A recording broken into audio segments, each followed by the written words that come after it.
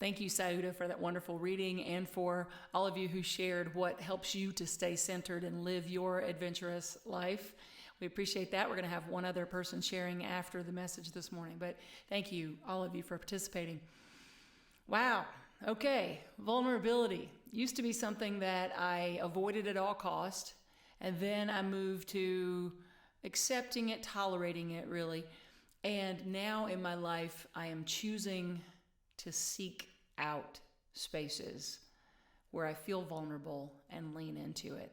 That's what I did this morning. It was very, very intimate and very vulnerable for me to share my morning routine, my morning bedhead, my little cozy wrap, my whole, morning and life, really, in a deep, deep way.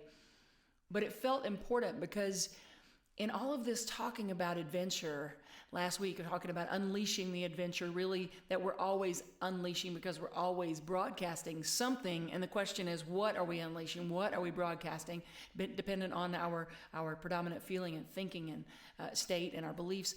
And so now talking about really living your greatest adventure, wow, it has to involve vulnerability. I remember when I read Pema Chodron years ago, and she said, your vulnerability is your greatest strength. And I thought, yeah, right. That's something to be avoided at all costs. And then fast forward, I found Brene Brown and absolutely love her. And she said, vulnerability is being brave and afraid at the same exact time. And that's it. But the reason that I am choosing to seek the vulnerable spaces in my life and lean into them is because it helps me love myself more. And as I love myself more, I get to love you more. I get to love the world more. I get to show up more for my life, to live my purpose, to really be it in the world.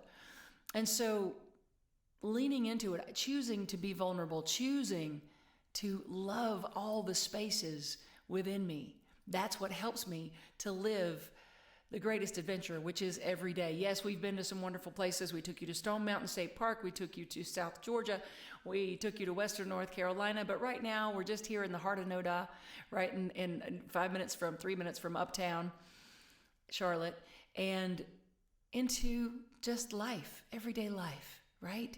Because that's where the greatest adventure lies. So if you think about why loving yourself, why leaning into the vulnerable spaces to increase your capacity to love yourself and the world, why that's important is because you're the common denominator in your life. So if you have people in your life, in your relationships, your work, your primary relationship, your friends, who are disrespecting you, who are not valuing you, start respecting and valuing yourself more. That doesn't mean everybody is going to all of a sudden love you, but it does mean that their opinion of you stops being your opinion of you. So leaning into that vulnerable space. So living our greatest adventure is vulnerability. The things I want to talk about this morning mainly are vulnerability, being open to the new, and living by inspired action. So living in that place of vulnerability means going within and not being afraid of what you find there, but instead celebrating it. Celebrating what you find there. One of my teachers, Sheikh Kabir, that you heard earlier in my practice, I have a quote of his on my wall that I love, and he says, "If you fail to make the journey to your heart, then no other journey will matter." If you fail to make the journey of your heart, then no other journey will matter. Rumi, which is what he teaches from primarily, Rumi said everything has to do with loving or not loving, right? Everything has to do with loving or not loving. So our job is to love ourselves, all of the pieces, and we do that by stripping away the armor and being able to dive in to those spaces that feel vulnerable. And again, it doesn't mean that everyone's going to like you. It just means that you will. Kabir tells a story about Ali, and he says that Ali is traveling with his companion, and he sees someone that despises him. And as he passes him, he just looks at him with such reverence and greets him with sincere appreciation and love. And when the person passes, the companion with him said, "Why did you do that? He can't stand you. He despises you." Ali said, "He doesn't hate me. He hates his idea of me."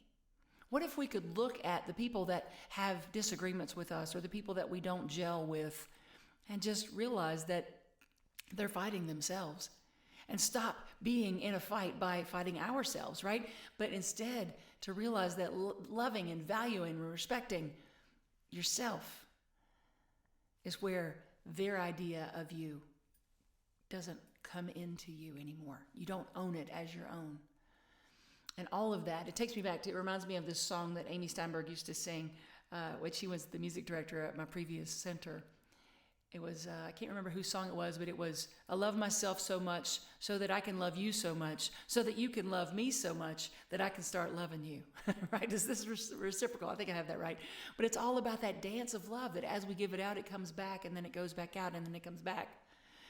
And so vulnerability is the key to that, because we can't really love from a genuine, deep well of love if we are only scratching the surface of what we're willing to share with the world by how much we're willing to love ourselves. So that's the first piece. The second piece that I'm focusing on this morning is being open to the new.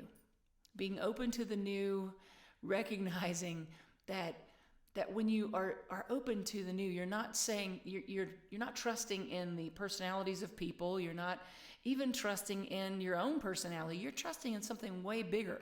That goes back to Soda's reading, which said you empower your inner world by remembering who and what you are, or as I say, who and whose you are.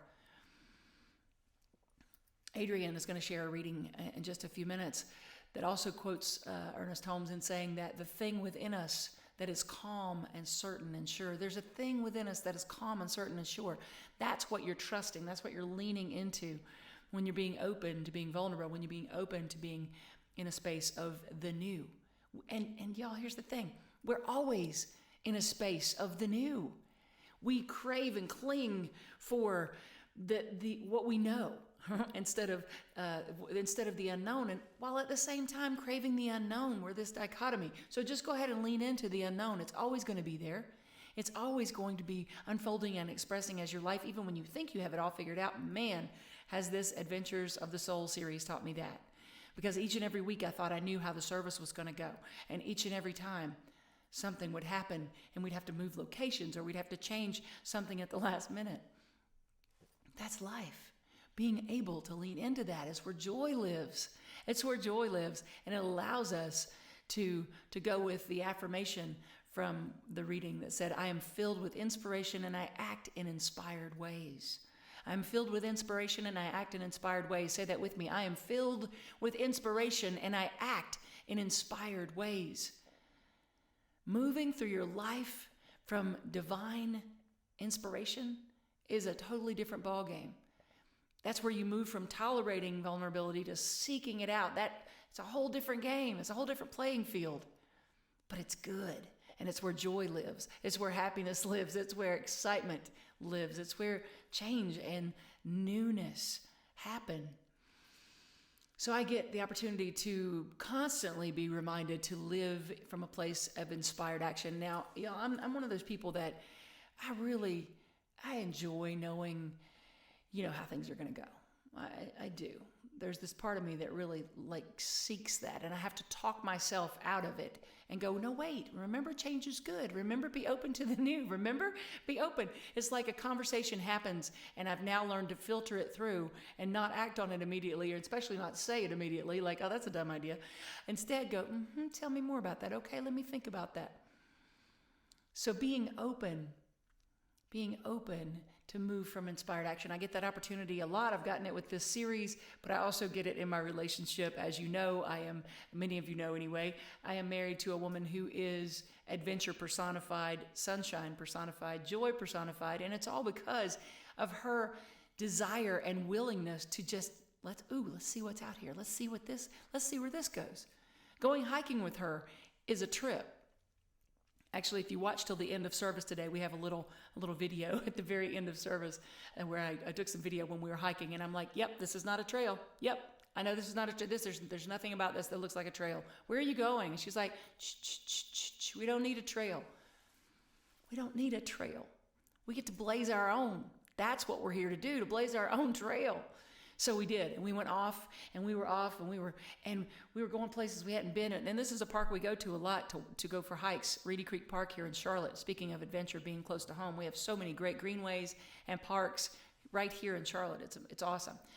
So we go there a lot, but we'd never been on this trail. Why? Because Angie created it the other day. So here we are. We're going places we've never been, but we're seeing things we've never seen. We found these awesome mushrooms. We found this rock house we'd never seen before. We found all kinds of things. What else did we find? We found a beautiful like meadow place. Riley loved it. She went swimming, as always. So that's our dog, by the way. So we found new beauty, right? We found new excitement. We also found new challenges because we got lost. So we got lost actually after we got back onto a trail. It just wasn't the trail we were on previously. And so she was like, let's go this way. I'm like, okay, let's go this way. And by the way, when we got there, because of my affinity for planning, when we got there, I said, okay, we have till 6:10. It says here on my weather app that's when the rain's coming. So we have till 6:10. Let's get this hike in. Well, we were getting on that next mystery trail at way past 6:10. And we were then on a trail, but still lost. So we didn't know where the car was. We didn't know which direction we were going, and we were out of cell phone service. So in that little spot, there was no cell phone service. So here we are, and then guess what? It started to rain. Turns out, I couldn't see it because my app wasn't working because we didn't have cell phone service. So I didn't know to worry. Yeah, hear that. I didn't know to worry, so I didn't. But there was a tornado warning going on right then. And we're just walking. We're literally dancing in the rain. We had the best time. We were drenched. The dogs were drenched. We had a very long walk. The park closed at 7:30. We were getting in the car at 7:25. It was an adventure, but it was fun. And I wasn't afraid, actually, at all. I wasn't, even if I'd seen the tornado warning, I wouldn't have been afraid. And the reason being is because I trust in the divine moving through all of life. I trust in this intelligence, this loving presence that loves me, that created me, and that I know is always, in all ways, unfolding as my highest good. I believe in that. I trust it with my whole heart. So even when my wife is getting us lost in the rain, I trust it with my whole heart, and I choose to have fun. That is not the way I used to be. But now it is, and I love it. I love living in a place of, okay, we're dancing in the rain. Let's do a little swirl. This is great. This is great. Enjoying every step of the journey. Living from inspired action is trusting the laws of life. It's not trusting in a weather app or a trail, but trusting in the laws of life. There's an affirmation in our Science Mind magazine for tomorrow that says, I am filled with divine confidence that the laws of life work just as accurately as the laws of mathematics. The laws of life work just as accurately as the laws of mathematics. Like I shared with you this morning from the Science of Mind, that's why we say that treatment, our word for affirmative prayer, is scientific prayer, that it is scientifically proven. There's a provability to prayer in this way, in this type of prayer. This input equals output, the predominant thinking and feeling nature, knowing that our thoughts are also prayers. That all of that is what Jesus taught as a way to pray aright. When we move into that place of clear understanding of what we're saying we want. And then, very important, you can have a fire hose of water moving through if that's the example of something that you clearly want. But if that hose is kinked off, then there's no receptivity. So the second part, you got to be open and receptive if we're going to do as Master Teacher Jesus taught and pray aright, clear understanding of what it is you want, and then an open receptivity to receive it, and then believing it is so. Not believing it will be so, believing it is so now. We've recently, resurrected the Daily Affirmations page on Facebook that we created when we first started the community. I've been posting on it quite frequently and enjoy watching people post on there. And occasionally someone will say, and I know I will have, and I'm the will police. I go in there and I go, oh, careful. That's putting it in the future. So believing it is so now. That is the teaching of Rabbi Jesus. Believing it is so now, saying thank you in advance is what he did every single time. Believing it is so now, living from it as if it were already so, because knowing there's no time and space in the mind of God. There's no time and space in the mind of God, in the heart of God. That's a mental construct that we can move beyond in the place of creation. So praying aright is a clear understanding of what you want and desire, and then being open and receptive to receive it and believing it is so that you are acting from that place, living our greatest adventure by seeking vulnerability, the new, and yes, to live from inspired action. Living from inspired action. Brené Brown defines vulnerability as uncertainty, risk, and emotional exposure. What is the risk and what is the uncertainty and what is the exposure if you let all the facades fall away, you let all the armor fall away, and you stand in the truth of who and whose you are? This divine manifestation, this divine, beautiful, intelligent, loving creation of the Most High. That is you, that is me, that is we. That is what we are here to be. I didn't mean for that to rhyme, but it kind of did. Being in that space, not just tolerating it, but seeking it. How can I let more of me into the world? Seeking it. Seeking vulnerability because it helps me love me, which helps me love you, which helps me live my purpose, helps me love the world, helps me to be fully and powerfully engaged in the process of living because I'm not worried about protecting, defending, hiding, playing it safe. Because it's bigger than the personality of me or the personality of you. Life is bigger than the limits we put on it with our finite mind. We are infinite possibility,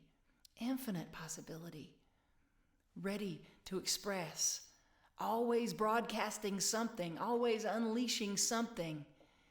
Let it be adventure that is filled with joy and harmony and love and peace, connection, prosperity, health. This is ours to align with. Because you see, when you're living your best life, you're able to help others do the same. You're able to help others recognize the truth of our oneness, the truth of unity, so that we can get across this great divide that appears right now to be happening in our country and in our world. We can get beyond that when we see the truth of our unity, the truth of our oneness, the truth of our wholeness and our wholeness. We're here to live our greatest adventure, not to play small, not to play safe, not to follow someone else's trail, but to blaze a new one. Thank you for doing that work with me. It's important. It's exciting. And you know what? Dancing in the rain's kind of fun too. Let's have fun.